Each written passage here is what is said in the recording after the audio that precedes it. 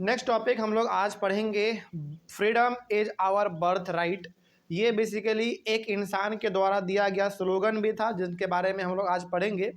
और मतलब कि ये ना बेसिकली जो आपका टॉपिक है freedom is our birthright, ये एक हमारे बहुत बड़े पॉलिटिकल लीडर थे जिन्होंने स्लोगन दिया था कि freedom is our birthright and I shall have it. इस प्रकार का एक उनका एक स्लोगन था। तो उन्हीं स्लोगन में से कुछ हिस्सा यहाँ पे आपके सामने दिया गया है, तो इन्हीं के बारे में हम लोग यहाँ पर डिस्कस करेंगे। और freedom is our birthright का मतलब ये है कि आज़ादी हमारा जन्म सिद्ध अधिकार है। इसका मतलब होता है कि आज़ादी हमको जन्म से ही मिलना चाहिए, इसका मतलब ये होता है। तो अब ये स्टेटमेंट किसने कहा था, इनके बारे में भी जानेंगे और इनका मतलब क्या है थोड़ा सा इसके बारे में भी जानेंगे। शुरू करते हैं अपना टॉपिक। यहाँ पे लिखा गया है, there was two group within the Congress, moderate group and radical group. याद कीजिए, हमने बताया था कांग्रेस का सिंपल सा मतलब वही कांग्रेस पार्टी का बात हो रहा है जो कांग्रेस पार्टी आज हमारे पास है। और ये कांग्रेस पार्टी कब बन गया था?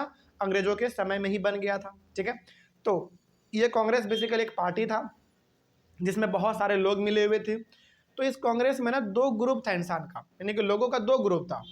एक था मॉडरेट ग्रुप और दूसरा था रेडिकल ग्रुप। मॉडरेट का मतलब होता है वैसे लोग जो कि शांत स्वभाव के थे, ठीक है। और रेडिकल ग्रुप में वो लोग थे जो कि थोड़ा नरम, मतलब गर्म खून वाले। गर्म खून वाले का मतलब एकदम पूरा एनर्जेटिक। जैसे आपको ना यहाँ पे एग्जांपल देते हैं, जब हमारा पूरा भारत अंग्रेजों के खिलाफ लड़ाई लड़ रहा था, तो दो प्रकार के लोग थे यहाँ पे। एक थे वैसे लोग जो चाहते थे कि अंग्रेजों से लड़ाई पीट नहीं करना है, चुपचाप उनसे बात करके आज़ादी हासिल कर लेना है। वो थे हमारे कौन? मॉडरेट, जो कि बिल्कुल लड़ाई झगड़ा नहीं चाहते थे। हाँ, गांधी जी उनमें एक हमारे थे। लेकिन उसी प्रकार से एग्जाम्पल लिया जाए सुभाष चंद्र बोस का, जवाहरलाल नेहरू का, ये सब क्या बोलते थे? ये सब बोलते थे कि नहीं, हमको आज़ादी चाहिए तो एकदम तुरंत चाहिए, अंग्रेजों को मारना पड़े तो मारेंगे, पीटना पड़े तो पीटेंगे, लेकिन आज़ादी तुरंत चाहिए। तो इसी प्रकार से हम लोग यहाँ पे कह सकते हैं कि हमारे पास दो प्रकार के लोग थे। एक मॉडरेट जो शांत स्वभाव के थे, जो बिल्कुल भी लड़ाई झगड़ा पसंद नहीं करते थे, और एक थे रेडिकल जो कि बिल्कुल एकदम गर्म खून वाले, कि मारना है तो मारना है, आज़ादी लेना है तो लेना है, इस प्रकार का। तो कांग्रेस के अंदर दो ग्रुप याद रखिएगा, मॉडरेट ग्रुप और रेडिकल ग्रुप। ठीक है, मॉडरेट मतलब शांत स्वभाव के लोग, और रेडिकल का मतलब थोड़ा सा उग्र। उग्र का मतलब होता है जो थोड़ा सा सनकी होते हैं ना, इनके लिए मतलब सनकी का मतलब हो गया जो थोड़ा सा लड़ाई झगड़े में भी विश्वास रखता है कि हाँ, लड़ाई करके आज़ादी लेना पड़े तो ले लेंगे, इस प्रकार का। इनमें एग्जाम्पल आपका सबसे बढ़िया सुभाष चंद्र बोस जी का था। ठीक है, उसी प्रकार से आपका एक एग्जाम्पल और सबसे बेस्ट भगत सिंह, सबसे बेस्ट भगत सिंह। उनको तो फांसी मिल गया फिर बाद में, तो वो क्यों था? मतलब वो क्या थे, रेडिकल या मॉडरेट? बताओ। रेडिकल थे, बहुत ही जाबाज आदमी थे, बहुत ही बहादुर आदमी थे। ठीक है, खैर आगे बढ़ते हैं, उनका कहानी अलग है, अलग कभी हम लोग बात कर लेंगे। आगे अगला पॉइंट है, in Bengal, Maharashtra and Punjab, leaders such as Bipin Chandrapal, Bal Gangadhar Tilak and Lala Lajpat Rai criticised the moderates for their politics of prayers. अब देखो, बेसिकली जो मॉडरेट लोग थे ना, वो ज़्यादातर ना हाथ जोड़ने वाले लोग थे, मतलब हाथ पैर जोड़ने वाले लोग थे कि हाँ हुजूर गलती हो गया, माफ़ कर दीजिए, इस प्रकार का। लेकिन जो रेडिकल थे ना, वो हाथ पैर जोड़ते नहीं थे, बल्कि हाथ पैर तोड़ते थे। समझ रहे हो बात को? कहने का मतलब यहाँ पे ये कहा जा रहा है कि जो मॉडरेट लोग थे वो थोड़ा सा होता है ना शांत स्वभाव के आदमी। हमारे मोहल्ले में आप लोग खुद देखते होंगे, हमारे समाज में भी दो प्रकार के लोग होते हैं। एक जो चुपचाप रहते हैं, एक जो किसी भी विवाद पे मतलब पूरा सनक जाते हैं कि जो होता है ना ऐसा लोग, तो मारना है तो मारना है, चाहे मर जाएंगे लेकिन मारेंगे। तो इस पर तो दोनों प्रकार के लोग होते हैं हमारे सोसाइटी में। एक वो मॉडरेट लोग का मतलब हो गया कि जो बेसिकली हाथ पैर जोड़ के कि हाँ हुजूर गलती हो गया, इस प्रकार से, उनको हम लोग कहते हैं मॉडरेट। और एक होता है आपका रेडिकल, जो कि बेसिकली हाथ पैर नहीं जोड़ते हैं, बल्कि हाथ पैर तोड़ने में विश्वास ज़्यादा रखते हैं, है ना। तो उसी प्रकार से यहाँ पे तीन जगह का बात किया गया है, बंगाल का, महाराष्ट्र का और पंजाब का। यहाँ पे ना हमारे पास कुछ लीडर थे, बड़े बड़े लीडर, जैसे बिपिन चंद्रपाल, बाल गंगाधर तिलक, लाला लाजपत राय। ये लोग ना बिल्कुल मॉडरेट्स को मतलब बोलते थे ना कि अरे भाई तुम लोग हाथ पर क्यों जोड़ रहे हो। मतलब बताओ, ये लोग फिर किस ग्रुप में आते थे बताओ? ये सब रेडिकल में आते थे, ये सब रेडिकल में आते थे। और ये क्या बोलते थे मॉडरेट को कि अरे यार तुम हाथ पैर क्यों जोड़ रहे हो, हमारा भारत है, हमको आज़ादी चाहिए, तो क्या हाथ पैर जोड़ के आज़ादी लेंगे? तो बेसिकली जो मॉडरेट लोग हाथ पैर जोड़ते थे, प्रार्थना करते थे कि हुजूर गलती हो गया, इस प्रकार का, तो ये लोग बोलते थे कि तुम लोग डर क्यों रहे हो, कंट्री हमारा है, सब चीज़ हमारा है, तो हम लोगों को हाथ पैर जोड़ने की कोई ज़रूरत नहीं है। तो कहने का मतलब बाल गंगाधर तिलक, लाला लाजपत राय, बिपिन चंद्र पाल, ये सब रेडिकल में आते थे, एकदम बिल्कुल सनकी आदमी थे ये सब। आगे, radicals emphasized the importance of self reliance and constructive work। जो रेडिकल थे यानी कि जो गर्म खून वाले लोग थे, उनका मानना यह था कि हम लोग क्या बन जाएं, सेल्फ रिलायंस बन जाए, मतलब कि हमको किसी के ऊपर डिपेंड होना ना पड़े, हम लोग खुद में सब कुछ कर सके, ऐसा हम लोगों को बनना पड़ेगा। एंड कंस्ट्रक्टिव वर्क का मतलब है कि जो भी काम धाम है सब हम लोग अपना देख लेंगे, हमको अंग्रेजों से कोई सहायता नहीं चाहिए। ठीक है, ये इनका कहने का मतलब था रेडिकल्स लोगों का। Radicals argued that people must rely on their own strength, not on the government। यहाँ पे गवर्नमेंट का बात हो रहा है ब्रिटिश का, ठीक है। तो रेडिकल्स का कहना यह था, जो गर्म खून वाले लोग थे उनका कहना यहाँ पे यह था कि हम लोगों को ना अपने ताकत पे ही विश्वास रखना पड़ेगा, यानी कि हमारा ताकत कम नहीं है, हम लोग यदि अपने आप में मिलजुल के रहे तो कोई हमको मार नहीं सकता, पीट नहीं सकता, डरा धमका नहीं सकता। तो बेसिकली रेडिकल क्या चाह रहे हैं, रेडिकल ये चाह रहे हैं कि हाथ पैर जोड़ने की कोई ज़रूरत नहीं है, आराम से सब मिलजुल के रहेंगे, अपना पावर बहुत बड़ा है, अंग्रेजों को यहाँ से भगा सकते हैं। लेकिन रेडिकल क्या चाहते थे, रेडिकल चाहते थे कि लड़ाई झगड़ा बिल्कुल नहीं चाहिए हमको, अंग्रेजों से हाथ पैर जोड़ के आज़ादी प्राप्त कर लेंगे। ठीक है, यानी कि हिंसा बिल्कुल नहीं करना है, हिंसा का मतलब है दंगा फसाद लड़ाई झगड़ा बिल्कुल नहीं करना है। उसमें से हमारे एक महात्मा गांधी जी भी आते थे, जो कि बिल्कुल लड़ाई में विश्वास करते ही नहीं थे। ठीक है, आगे उसके बाद है radicals argued that people must fight for Swaraj. देखो, स्वराज का मतलब होता है अपना राज, इसमें दो वर्ड है स्वराज में, स्व और राज। स्व का मतलब होता है अपना और राज का मतलब होता है अपना आज़ादी। तो अपना आज़ादी कैसे पाएंगे, लड़ाई करके, हमला करके। ये कौन बोलता था, रेडिकल बोलते थे, रेडिकल। लेकिन मॉडरेट वाले क्या बोलते थे कि लड़ाई झगड़ा बिल्कुल नहीं करना है, हाथ पैर जोड़ लेंगे अंग्रेजों के सामने, हुजूर अब हो गया, अब आप यहाँ से चले जाइए, अब हमको आज़ाद छोड़ दो, ये मॉडरेट कहते थे। लेकिन रेडिकल का बोलना था कि आज़ादी चाहिए तो लड़ाई लड़ना पड़ेगा, मारपीट करना पड़ेगा।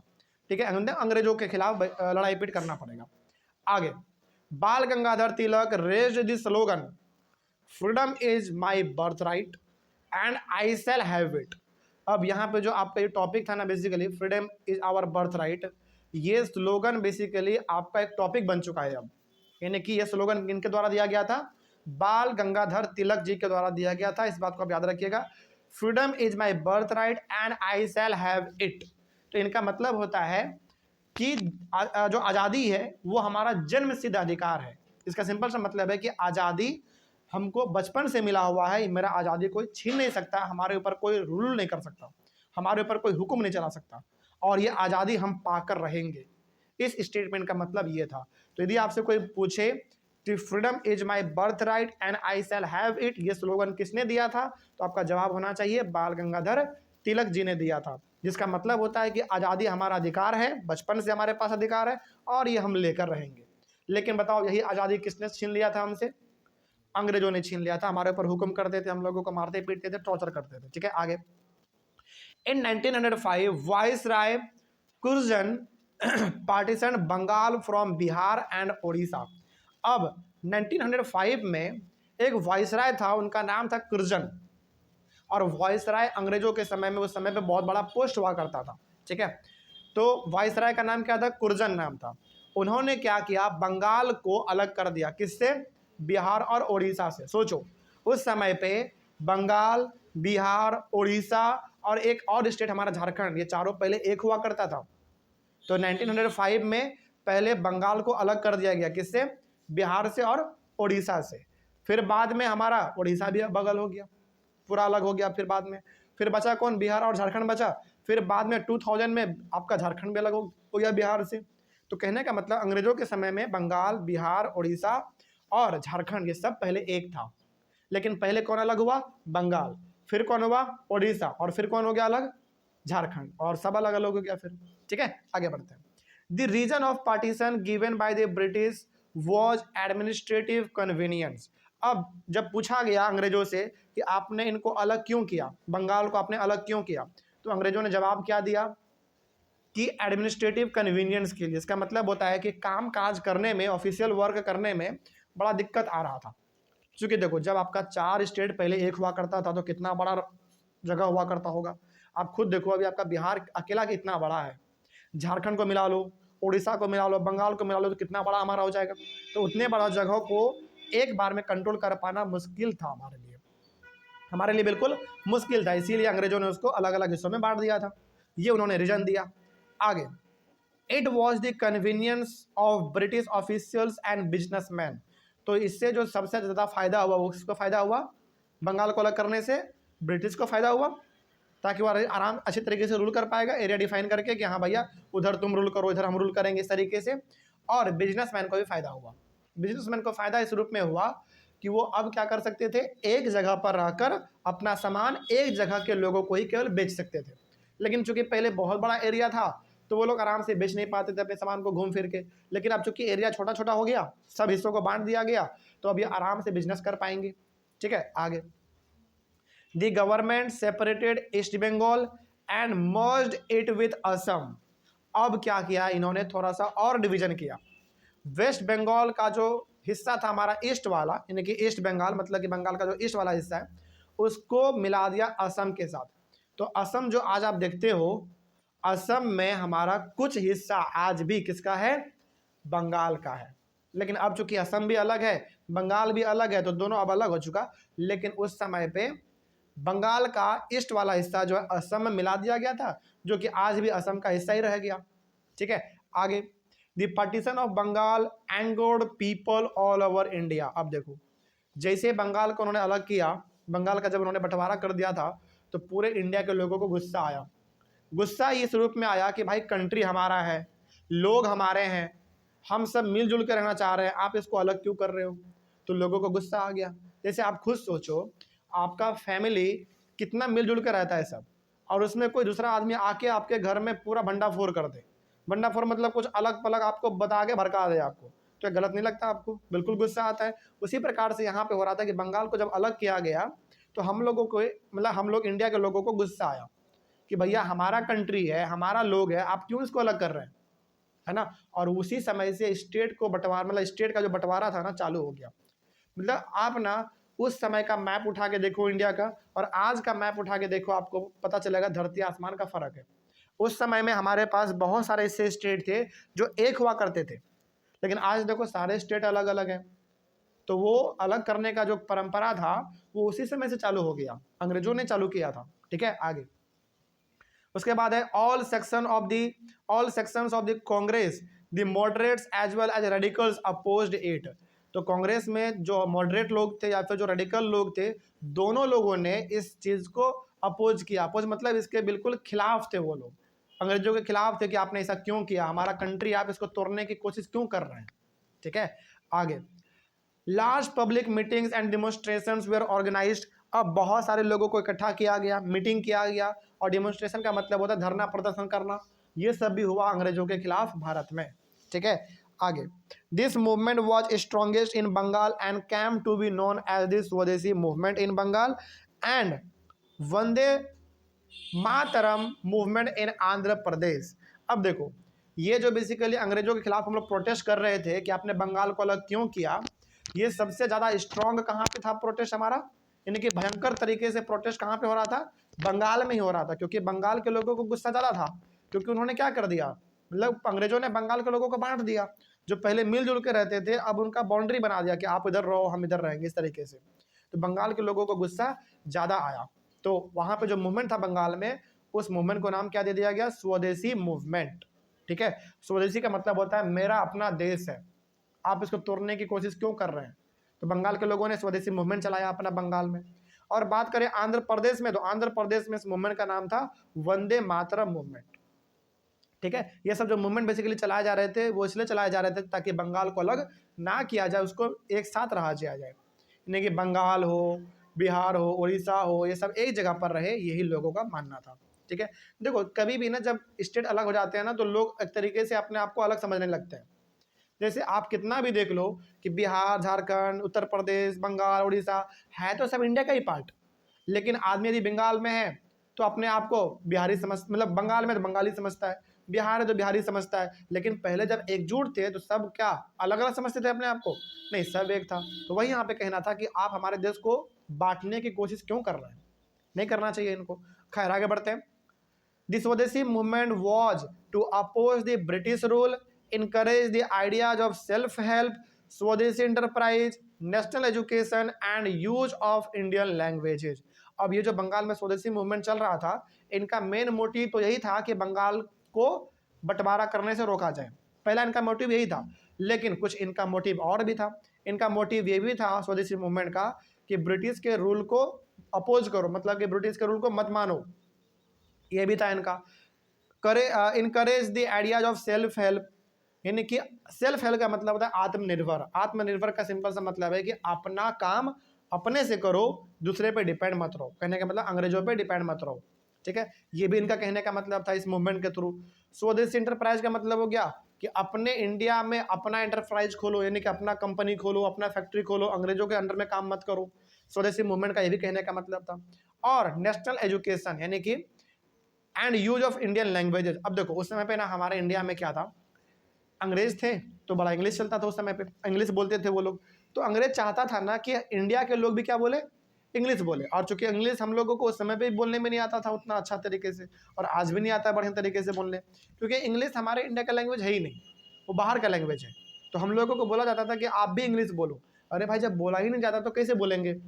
और इंग्लिश क्या ऐसा चीज़ है कि एक दिन में आप सीख लोगे, नहीं, लंबा समय इसमें लगता है। तो बेसिकली स्वदेशी मूवमेंट का जो मोटिव था, पहला मोटिव उनका यही था कि बंगाल को बंटवारा करने से रोका जाए और लोगों को मतलब लोगों को ना मोटिवेट किया जाए कि आप अपना काम अपने से करो, अंग्रेजों पे निर्भर मत रहो, अपना इंटरप्राइज खुद चलाओ, अंग्रेजों के लिए काम मत करो, एजुकेशन हासिल करो और इंडियन लैंग्वेज को फॉलो करो। यानी कि हमारा जो भारत का लैंग्वेज था हिंदी उस समय पे, उसको फॉलो करो। आगे, to fight for swaraj, swaraj मतलब अपना राज, यानी कि आज़ादी basically. To fight for swaraj the radicals advocated mass mobilisation and boycott of British institutions and goods. अब चूंकि अपना राज हम लोग यानी कि आज़ादी पा सके, इसके लिए खास करके रेडिकल ने क्या किया, रेडिकल मतलब वही गर्म खून वाले लोग, उन्होंने क्या किया, उन्होंने पूरी तरीके से बहिष्कार करना चालू कर दिया। किसका, ब्रिटिश इंस्टीट्यूशन का। इंस्टीट्यूशन का मतलब है अंग्रेजों के द्वारा भारत में जो स्कूल चलाए जाते थे वो लोग स्कूल नहीं जाने लगे। अंग्रेजों के द्वारा जो कपड़े बेचे जाते थे मशीन से बने हुए, वो नहीं खरीदने लगे हम लोग। तो बेसिकली रेडिकल्स लोग ये चाहते थे कि अंग्रेजों को पूरी तरीके से क्या कर दो, कमज़ोर कर दो। कमज़ोर कैसे किया जा सकता है, उसके कपड़ों को मत खरीदो। वो जो शराब बेच रहा है, वो लोग शराब भी बेचते थे, उनके शराबों को मत खरीदो। अब जब हम लोग ये सब चीज़ नहीं खरीदेंगे तो क्या अंग्रेजों को प्रॉफिट होगा, बिल्कुल नहीं होगा। तो रेडिकल यही सब चीज़ चाहता था, ठीक है। आगे, some radicals also began to suggest that revolutionary violence would be necessary to overthrow British rule। देखो, कुछ रेडिकल्स का मानना तो ये भी था कि अंग्रेजों को यहाँ से ना पूरी तरीके से मार पीट के भगाओ। देखो, रेवोल्यूशनरी वायलेंस का मतलब क्या है, यहाँ पे एक वर्ड लिखा हुआ वायलेंस, इसका मतलब होता है लड़ाई पीट, लड़ाई झगड़ा। तो कुछ रेडिकल्स का मानना ये भी था कि अंग्रेजों को यदि यहाँ से भगाना है तो लड़ाई तो करना पड़ेगा, मारपीट तो करना पड़ेगा, तभी वो लोग यहाँ से भागेंगे। हाथ पैर जोड़ने से नहीं चलने वाला काम, ठीक है। आगे, a group of Muslim landlords and nawabs formed the All India Muslim League at Dhaka in 1906। Dhaka में बहुत मतलब कुछ ग्रुप थे हमारे पास मुस्लिम जमींदार लोगों का, यानी कि एक ग्रुप, जो ग्रुप बेसिकली किसका था, मुस्लिम बड़े बड़े जमींदार लोगों का था। उन्होंने और कुछ नवाब, नवाब का मतलब होता है जो बहुत ही धनवान लोग होते हैं, पैसे वाले लोग होते हैं, उन सभी ने मिल के एक अपना ना ग्रुप बनाया। उन ग्रुप का उन्होंने नाम दिया ऑल इंडिया मुस्लिम लीग, और ये ढाका में बना था। वो भी कब बना था, 1906 में बना था, ठीक है। अब ये लोग करते क्या थे इस लीग के थ्रू, वो भी देख लेते हैं। The League supported the partition of Bengal. The League supported the partition of Bengal. देखो, ये लीग क्या चाहता था, ये लीग चाहता था, यानी कि ये जो था हमारा ऑल इंडिया मुस्लिम लीग, ये चाहता था कि बंगाल का पार्टीशन हो जाए, मतलब कि बंगाल का बंटवारा हो जाए। सोचो, एक तरफ जहाँ पे मूवमेंट चल रहा है कि बंगाल का बंटवारा ना किया जाए, वहीं पे ये लोग क्या चाहते थे कि बंगाल का बंटवारा हो जाए। यानी कि ये लोग किसके फेवर में थे बताओ, अंग्रेजों के फेवर में थे, ठीक है, जो कि अंग्रेज भी चाहता था ना बंगाल का बंटवारा हो जाए। आगे, the League demanded a separate electorate for Muslims. और ये जो हमारा बेसिकली लीग था ऑल इंडिया मुस्लिम लीग, ये लोग चाहता था सेपरेट इलेक्ट्रेट। सेपरेट इलेक्ट्रेट का मतलब होता है हमको ना एक अलग जगह दे दो जहाँ पे केवल कौन रहेंगे, मुस्लिम लोग रहेंगे। ये इन लोगों का डिमांड था, ठीक है, याद रखिएगा इस बात को। आगे, the demand was accepted by the government in 1909, और इस डिमांड को गवर्नमेंट ने मान भी लिया, यानी कि अंग्रेजों ने इस डिमांड को मान भी लिया कि ठीक है, तुम्हारे लिए हम क्या कर देंगे, इंडिया में एक अलग ही तुमको जगह दे देंगे जहां पे केवल मुस्लिम लोग ही रहेंगे। और ये डिमांड कब स्वीकार किया गया, 1909 में स्वीकार कर लिया गया अंग्रेजों के द्वारा। Some seats in the councils were now reserved for Muslims who could be elected by Muslim voters. अब जो अंग्रेजों का काउंसिल था, काउंसिल मतलब जहां पे वो अंग्रेज लोग बैठ के नियम कानून ये सब बनाते थे इंडिया के लिए, वहां पे मुस्लिम को भी बैठने का मौका मिला। और मुस्लिम को बेसिकली वोट कौन देने लगा, फिर मुस्लिम के लोग ही वोट देने लगे। कहने का मतलब यहाँ पे ये है कि जहाँ पे नियम कानून बनते थे जिस पार्लियामेंट में, उस पार्लियामेंट में मुस्लिम लोगों को भी आने का परमिशन दे दिया गया। किन्होंने दिया, अंग्रेजों ने दिया। और ये भी घोषणा कर दिया गया कि आपको जो आपका जो वोट होगा वो आपको भी वोट कौन देगा, केवल मुस्लिम ही देंगे आपको वोट। ठीक है, ये उस समय पे हो रहा था। द कांग्रेस स्प्लिट इन 1907, लेकिन जो आपका कांग्रेस जो था, आपका कांग्रेस पार्टी बेसिकली वो 1907 में स्प्लिट हो जाता है। स्प्लिट मतलब वो टुकड़ों में बढ़ जाता है, बिखर जाता है पूरी तरीके से Congress. The moderates were opposed to the use of boycott. जो आपका मॉडरेट लोग थे, यानी कि जो नरम खून वाले आदमी थे, वो बिल्कुल बॉयकॉट नहीं करना चाहते थे। मतलब कि हम लोगों ने देखा ना कि रेडिकल क्या बोलते थे, रेडिकल बोलते थे कि अंग्रेजों के सामान को मत खरीदो, अंग्रेज के शराब को मत पियो, इससे क्या हो जाएगा, अंग्रेज कमजोर हो जाएगा। यानी कि बॉयकॉट कर रहा था। बॉयकॉट का मतलब बहिष्कार, मत करो इस्तेमाल। ये कौन कहता था, रेडिकल कहता था। लेकिन मॉडरेट क्या बोलता था, मॉडरेट बोलता था, मिलते को साफ लिखा हुआ, moderates were oppose to the use of boycott. यानी कि मॉडरेट बिल्कुल ये नहीं चाहता था कि हम लोग अंग्रेजों के सामान को ना खरीदे। वो चाहता था कि हम लोग अंग्रेजों के सामान को खरीदे, अंग्रेजों को हम लोग मतलब कि अंग्रेजों को कहने का मतलब है कि अंग्रेजों के सामान को खरीदो। हमको खराबी किससे था बताओ, हमको समस्या किससे था, अंग्रेज से। अंग्रेजों के सामान से थोड़ी हमको समस्या है। इसीलिए मॉडरेट क्या चाहता था, मॉडरेट चाहता था कि बहिष्कार ना किया जाए, लेकिन रेडिकल चाहता था बहिष्कार किया जाए। ठीक है, इसीलिए आप देख रहे हो दो विचार हो गया ना, यहाँ पे दो थॉट हो गया कि नहीं। रेडिकल का थॉट अलग है, फिर से मॉडरेट का थॉट अलग है। इसी वजह से कांग्रेस हमारा दो टुकड़ों में बढ़ जाता है, यानी कि स्प्लिट हो जाता है। They felt that it would involve the use of force. ऐसा मॉडरेट इसलिए कहते थे, मॉडरेट क्यों कहते थे कि अंग्रेजों का बहिष्कार मत करो, इसलिए बोलते थे क्योंकि उनका मानना था कि जैसा होगा तो हो सकता है कि फोर्स का इस्तेमाल करना पड़े, यानी कि लड़ाई झगड़ा भी करना पड़ सकता है। तो क्या कभी मॉडरेट लड़ाई झगड़ा करना चाहते थे, नहीं चाहते थे। इसीलिए मॉडरेट चाहते थे कि अंग्रेजों के सामानों का बहिष्कार ना किया जाए, क्योंकि हो सकता है इससे लड़ाई झगड़ा भी आम आदमी के बीच में और गवर्नमेंट के बीच में हो सकता है। इसीलिए मॉडरेट सिंपली चाहते थे कि लड़ाई झगड़ा ना हो, इसीलिए अंग्रेजों का सामान खरीदो। हमको खराबी किससे है, हमको शिकायत अंग्रेजों से, अंग्रेजों के सामानों से थोड़ी शिकायत है। ये मॉडरेट का कहना था। आगे, द टू ग्रुप्स रीयूनाइटेड इन दिसंबर 1905, लेकिन दोनों फिर एकजुट हो जाते हैं, मॉडरेट भी और रेडिकल भी, क्योंकि देखो दोनों का सोच अलग अलग था। तो कुछ समय के लिए दोनों अलग अलग हो गए थे, क्योंकि दोनों का सोच अलग था। लेकिन 1905 में फिर दोनों एकजुट हो जाते हैं। देखो भाई, इस तरह इसका कहने का मतलब ये हो गया ना कि भाई में गुस्सा कितना ही हो जाए, लेकिन रहेगा तो भाई ही ना। वही बात यहाँ पे था। दोनों किसका पार्ट था, कांग्रेस का पार्ट था। दोनों अलग हो गया था, लेकिन दोबारा फिर 1915 में एकजुट हो जाते हैं। ठीक है, आगे, in 1906 the Congress and the Muslim League signed the historic Lucknow pact and decided to work together for representative government in the country। अब आखिरी लास्ट में 1906 में कांग्रेस भी और कांग्रेस के साथ जो मुस्लिम लीग था, याद कीजिए मुस्लिम लीग का पूरा नाम ऑल इंडिया मुस्लिम लीग था। तो यहाँ पे 1916 में कांग्रेस और कांग्रेस के साथ साथ मुस्लिम लीग, जिसमें कि केवल मुस्लिम लोग थे, ये सभी लखनऊ में एक पैक्ट साइन करते हैं। पैक्ट का मतलब होता है समझौता। ठीक है, लखनऊ में ये दोनों आपस में मिलते हैं और ये समझौता करते हैं कि दोनों मिल के अब इंडिया के लिए काम करेगा। दोनों, कांग्रेस भी और ऑल इंडिया मुस्लिम लीग भी, दोनों अब मिल के काम करेगा इंडिया के बेहतर भविष्य के लिए। यहाँ पे ये तय होता है। ठीक है, और किस चीज़ के लिए बेसिकली काम करेगा, रिप्रेजेंटेटिव गवर्नमेंट के लिए। कहने का मतलब ये है कि अब ये लोग ये काम करना चाहते थे कि भारत में आज़ादी प्राप्त किया जाए और हम लोग अपने लीडर को वोट देंगे, वो चुनाव जीतेगा, फिर वो हमारे लिए नियम कानून बनाएगा। ठीक है। तो बेसिकली भारत के बेहतर भविष्य के लिए इन लोगों ने समझौता कर लिया 1906 में। कोई दिक्कत नहीं इसमें। चलिए, इस तरीके से हमारे टॉपिक जो था freedom is our birthright complete होता है। नेक्स्ट टॉपिक हम लोग डिस्कस करेंगे अपने अगले वाली क्लास में, वो होगा हमारा the growth of mass nationalism. ठीक है, चलिए हम लोग अब मिलेंगे अपने अगले क्लास में। Thank you very much.